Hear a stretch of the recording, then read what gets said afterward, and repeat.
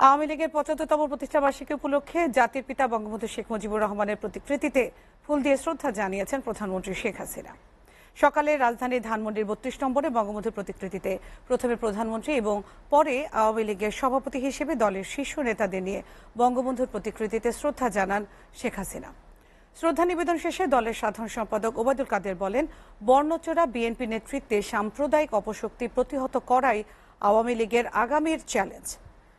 আওয়ামী লীগের এই নেতা বলেন, স্বাধীনতা অর্জন করলেও আমাদের মুক্তির স্বপ্ন কখনো বাস্তবায়িত হয়নি। প্রতিষ্ঠাবার্ষিকী উপলক্ষে ছাত্রলীগ, যুবলীগ, মৎস্যলীগ, শ্রমিক লীগ সহ আওয়ামী লীগের সহযোগী সংগঠনের নেতাকর্মীরাও বঙ্গবন্ধুর প্রতিকৃতিতে শ্রদ্ধা জানান। এ সময় স্লোগানে মুখর হয়ে ওঠে পুরো এলাকা। সাম্প্রদায়িক জঙ্গিবাদী শক্তি আমাদের অভিন্ন শত্রু।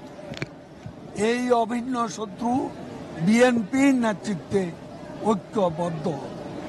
আমাদের আজকে অঙ্গীকার, আমাদের আজকের শপথ, এই অপশক্তিকে পরাজিত করতে হবে।